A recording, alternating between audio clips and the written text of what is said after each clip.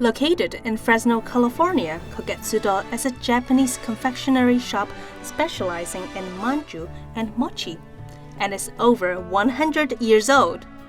But wait, what is manju and mochi?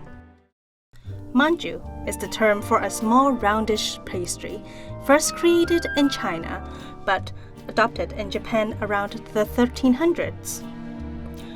The outside of manju is made of either flour, rice powder, katsu, or buckwheat, and a filling of anko, red bean paste, or a white bean paste usually made from boiled azuki beans or lima beans and sugar. Mochi is similar to manju, but has a steamed rice flour outside with bean filling. But manju and mochi are sometimes made with other fillings. Kogetsu-Do in Fresno, California is one of the few family-owned manju shops in America. All are located on the West Coast. Sugimatsu Ikeda and his wife opened Kogetsu-Do in 1915 on Kern Street, later moving to its current location on F Street in 1920. Since then, Kogetsu-Do has been run by Ikeda's sons, Roy and Masao, Masao and his wife Dorothy, and finally by Masao's daughter Lynn and her daughter Emmy. My dad doing the work and just watching him make the manju, the bean paste, the anko. Watching him how he would pound the rice for shogatsu, the New Year's. When I was 5 or 6, Mom was making the pancakes and she was wrapping them and setting them up, and I would fiddle around with it and just like line them up straight in the pile. When I was still in high school, I was learning a little bit of how to make things. When I finished college, that's when I really got into it, learning how to make the anko and the ryokan.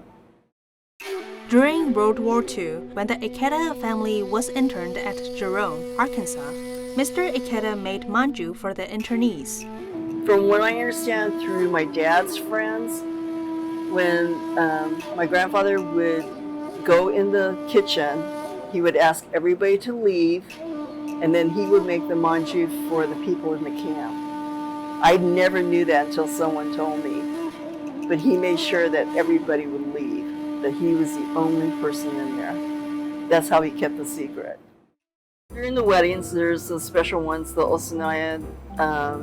The males would get the white one with the brown circle. The females will have the pink one, and we would put a brown circle on, make a brown circle on that one. So that would go into the altar for the male and female.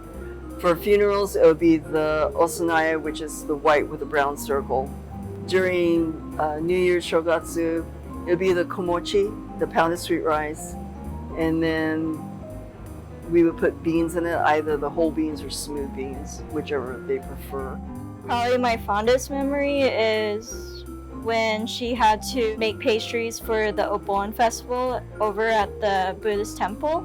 Me and my friend, we would go over there and help out, and we would dance, and then sometimes we would have to like run back over here and grab whatever she needs and then run back all the way over to the Buddhist temple.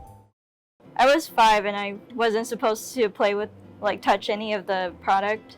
One day I just like poked one of the green manjus, and since I made a hole, she's been doing that ever since. When I was growing up, like in high school, I didn't want the business to just stop at my dad.